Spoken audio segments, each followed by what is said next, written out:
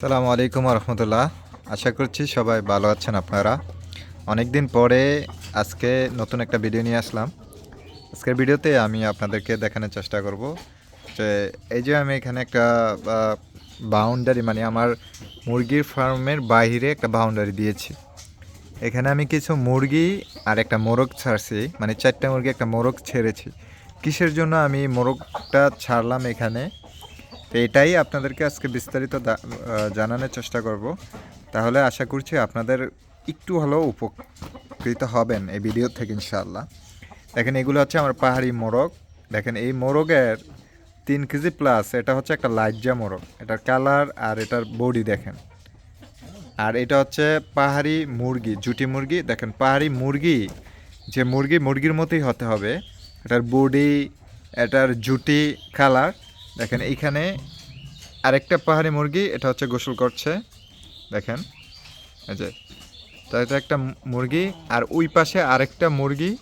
এখানে এগুলো হচ্ছে পাহাড়ি মুরগি, সবগুলা আপনার বড় বড় সাইজের পাহাড়ি মুরগি। কালারটা দেখেন, প্রতিটা কালার কেমন, মাশাআল্লাহ। এটা হচ্ছে আমার পাহাড়ি মোরগ। এইখানে আমি কেন মুরগিগুলো ছাড়লাম, কি কারণে? এখানে একটা কারণ আছে। কারণটা হচ্ছে, প্রিয় দর্শক দেখেন, আমি তো খাঁচায় মুরগি পালন করি। আগে কৃত্রিম প্রজনন করাইতাম। কৃত্রিম প্রজনন আমার কাছে ঝামেলা মনে হয়, ন্যাচারাল ব্রিডিংটা আরও ভালো। এর জন্য আমি খাঁচার মধ্যে ব্রিডিং করাইতে চেষ্টা করতাম। কিন্তু দেখেন এই যে এত বড় মোরগ, ওইগুলা খাঁচার মধ্যে আপনার সঠিকভাবে ব্রিডিং করতে পারতো না। আর যেহেতু আমি এই মোরগটাকে একদম চিরদিন থেকেই আপনার খাঁচার মধ্যে পালন করছি, এই কারণে এই মোরগটা আপনার খাঁচার মধ্যে ব্রিডিং বুঝেই নেই। মানে সে যে মুরগির সাথে কীভাবে ব্রিডিং করে এটা সে জানেই না। এর জন্যে আমি চিন্তা করছি এগুলো যদি ওপেন প্লেসে আমি ছাইড়া দিতে পারি, তখন সে যদি ব্রিডিং শিখতে পারে, তখন খাঁচার মধ্যে দিলে সে ব্রিডিং করতে পারবে। তো দেখেন এখন আমি আজকে 3-4 দিন হয়েছে মুরগিগুলা আমি খাঁচার মধ্যে এরকম বাউন্ডারির মধ্যে 4টা মুরগি একটা মোরগ দিয়ে রাখছি। আলহামদুলিল্লাহ আমি দেখতে পারছি সে ব্রিডিং করতে পারছে। যেহেতু ব্রিডিং করতে পারছে সেহেতু বীজ ডিম হবে। আর একটা খামারের তখনই লাভ হবে যখন বীজ ডিম হয়। তা আপনারা যারা মুরগি পালন করতে চাচ্ছেন, দীর্ঘদিন টিকতে চাচ্ছেন, খাঁচার মধ্যে তো অবশ্যই বেস্ট। তবে খাঁচার মধ্যে আপনার বীজ ডিম নিশ্চিত করতে হবে, তাহলেই আপনি লাভ করতে পারবেন। দেখেন আপনারা জানেন যে আপনাদের এলাকার পাশের এলাকার মুরগিগুলা আপনার শীতের পরেই মরে সাফ হয়ে যায়। কিন্তু আপনি যদি খাঁচার মধ্যে মুরগি পালন করেন, এই রিস্কটা একদম খুবই কম। রিস্ক যে নাই সেটা আমি বলছি না, রিস্ক আছে, তবে তুলনামূলকভাবে একটু কম। কেন কম? কারণ খাঁচায় মুরগি সিঙ্গেল খাবার পাত্র, পানির পাত্র খায়। একটা মুরগি রোগে ধরা পড়লে আরেকটা মুরগির সমস্যা দেখা দেয় না।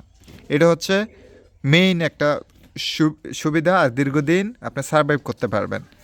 আর যদি এরকম সাইডে যদি আবার বাউন্ডারি দিয়ে পালন করতে পারেন যে আশেপাশে কোনো মুরগি আসতে পারবে না, তাহলেও আপনি সেখান থেকে কিছুটা সারভাইভ করতে পারবেন। আর ভ্যাকসিন যদি সব সময় দিয়ে রাখতে পারেন, মুরগির ঠান্ডা বা বিভিন্ন রোগের চিকিৎসার যদি আপনি ধারণা করতে পারেন, ইনশাল্লাহ আপনি লাভ করতে পারবেন। ভাই মুরগি 20টা মুরগি পালন করলে আপনি 7,000 টাকা 5-7,000 টাকা যদি সঠিকভাবে পালন করতে পারেন আপনার থাকবে।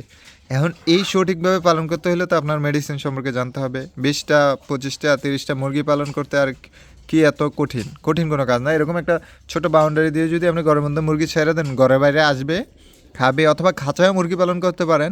ওই খাঁচার সিস্টেম আবার আলাদা আছে। খাঁচার মধ্যে বাচ্চা মুরগি যখন মুরগি ব্রিডিং করে, যাতে ওই ব্রিডিংটা সাকসেসফুল হয়, এটা একটা প্রশিক্ষণের ব্যাপার আছে। এগুলো আস্তে আস্তে কাজ করতে করতে আপনি বুঝতে পারবেন। তাহলে এইভাবে কিন্তু আপনি লাভ করতে পারবেন। দেখেন আমার এটা হচ্ছে পাহাড়ি মুরগি, আলহামদুলিল্লাহ। এখন এটার মধ্যে আমি খাঁচার মধ্যেও দিয়ে দেখেছি, ইনশাল্লাহ এটা সাকসেসফুল ব্রিডিং করতে পারে। খাঁচার একটা সঠিক মাপ আছে, না হলে কিন্তু আপনি কখনই খাঁচার মধ্যে মুরগি ব্রিডিং করতে পারবেন না। এ হচ্ছে আমার, এখানে আমি 4টা ছাড়ছি। আমার ওই পাশে আরও মুরগি আছে। এগুলো নিয়ে আবার অন্য আরেকদিন ভিডিও করার চেষ্টা করব। আশা করছি আপনারা খাঁচায় যারা বীজ ডিম হয় না, তারা আগে আপনি নিশ্চিত করতে হবে আপনার মোরগ ব্রিডিং করতে জানে কি না। মুরগির সাথে যদি জানে, সে 100% ব্রিডিং করতে পারবে। কিছু খাবার আছে ওই খাবারগুলো মোরগকে উত্তেজিত করে মোরগে ব্রিডিং করে দ্রুত। মোরগ আবার বাছাই করতেও আপনাকে কিছু অ্যাগ্রেসিভ মোরগ লাগবে। যদি নর্মাল মোরগ দিয়ে রাখেন খাঁচার মধ্যে তাহলে ব্রিডিং করে না, এমনি স্বাভাবিকভাবে ব্রিডিং করে কম, খাঁচায় আরও ব্রিডিং করবে কম। এই জন্য আপনি সব দিক দিয়ে চিন্তাভাবনা করে তারপরে মুরগি খাঁচায় উঠাইতে হবে। খাঁচায় মুরগি পালনের মতো শান্তি আর কেউ নেই। দেখেন এই মুরগি আমাকে শুনছে আমি কি বলছি। মাশাআল্লাহ, এটা একটা জুটি মুরগি, খুবই চমৎকার। এটাও জুটি। দেখেন এইগুলো আমার সবগুলো বড় বড় মুরগি, মাশাআল্লাহ। আজকের ভিডিওটা এই পর্যন্তই। সবাই ভালো থাকবেন, সুস্থ থাকবেন।